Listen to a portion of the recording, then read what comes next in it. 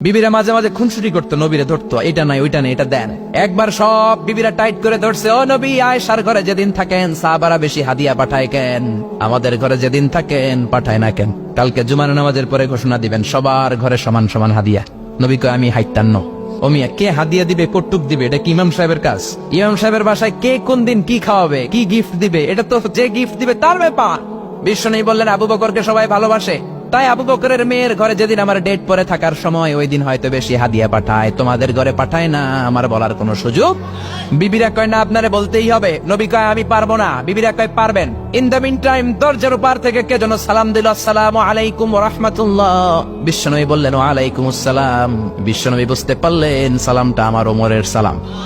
বিশ্বনবী সালামের উত্তর দিয়ে বিবিদের দিকে তাকায় দেখে একটা বিবি ওর সামনে নাই, সব উদাও, ভ্যানিশ হয়ে গেছে। ওই যে ওমর, সুবহানাল্লাহ পড়বেন না? এই জন্য ওমরকে শয়তানও ভয় পেত। আমার মেয়ে, একটা মাত্র মেয়ে, খাইতে চায় না। শুধু আমার মেয়ে না, অধিকাংশ বাচ্চাদের এই অবস্থা। ওরা আম্মু দিক দিয়ে খাওয়ায়, আবার দৌড় দেয়, আবার আমি খাওয়াই, আবার কান্নাকাটি করে, বলে গল্প শোনাও, তাইলে খাবো। এখন গল্প শোনাইলেও খায় না। বর্তমান সময়ের ছেলে মেয়েগুলো এরকম, এত জ্বালাতন করে। খেতে চায় না তো বলতে হয় বাঘ আসবে বাঘ, সিংহ আসবে সিংহ, সিংহ মামা আসবে, ঘুমাও ঘুমাও, এগুলো আমরা বলি না? বড় দোষী তো তার কি বলেন? বাচ্চা যদি না ঘুমায়, না খাইতে চায়, এগুলোই তো বলে। বাঘ আসবে, বিড়াল আসবে। মদিনাতে ওমরে ফারুক যখন খলিফা, মদিনার কোন বাচ্চারা যদি না খেতে চাইতো, না ঘুমাইতে চাইতো, মদিনার মায়েরা বলতো তাড়াতাড়ি ঘুমাও, ওই যে ওমর আসতেছে, ওমর।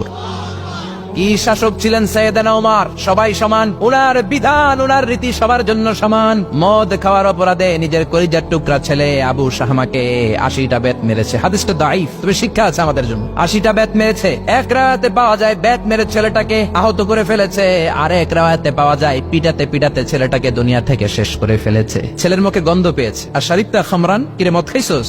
না বাবা, শরীফ তো নাবিজ, আমি নাবিজ খেয়েছি। নাবিজ খাওয়া যায়। নাবিজ হচ্ছে রাত্রেবেলা আরবরা দুধের মধ্যে শক্ত খুরমা ছেড়ে দেয়। 1 কেজি দুধের মধ্যে 10টা শক্ত খুরমা ছেড়ে দিলে সকালবেলা দুধের কালারটা সাদা থাকে না, শক্ত খুরমার রস টেনে ওটা লাল হয়ে যায়, খেতে বড় মজা। এটাকে বলে নাবিজ। কিন্তু সকালেই খেতে হবে। ওইটারে যদি 3 দিন জমায় রাখেন, 4 দিন জমায় রাখেন, ওইটাও গাঞ্জা হয়ে যাবে, ওইটাও তারি হয়ে যায়, মদ হয়ে যায়। সাইয়েদনা ওমরের ছেলে এই কাজ করেছেন, একটু তারির স্বাদ নেয়ার জন্য 4 দিন রেখে দিয়েছে। সাইয়েদনা ওমর বললেন কি খাইছস? কয় মদ খাই নাই। নাবিজ খাইছস? এদিকে আয়, ইফতাহ ফামাক, মুখ খোল।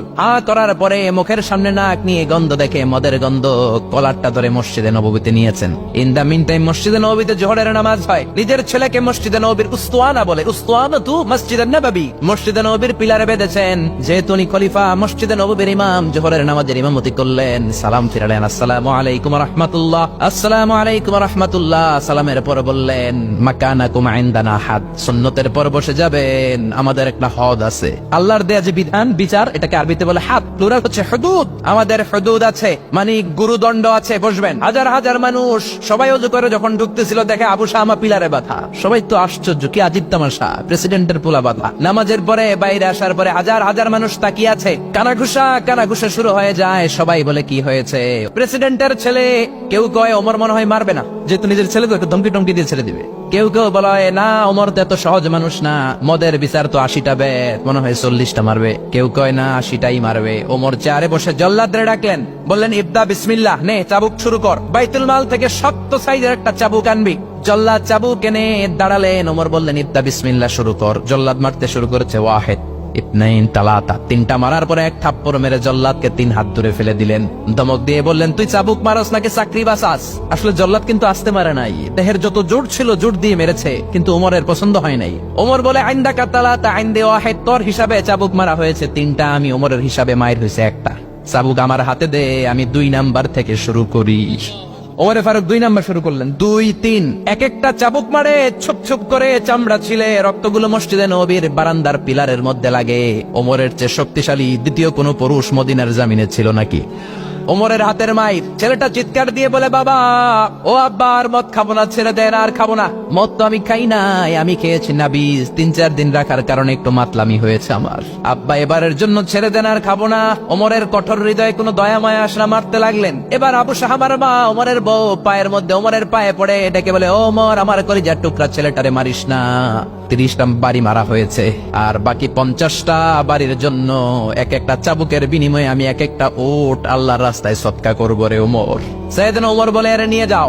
আবু শাহমার বাপ ওট দিয়ে আল্লাহর জাইন চাবুকের বাড়ি থেকে একটা বাড়িও কমানো যাবে না, 80টা বাড়ি দেয়া পর্যন্ত পৃথিবীর কোন শক্তি আবু শাহমারে আমার হাত থেকে ছুটাতে পারবে না। আবু শাহমার মা কাঁদতে লাগলো। ওমরের মনে দয়া মায়া হয় না। 40টা বাড়ি মারার পরে ছেলে বেহুশ।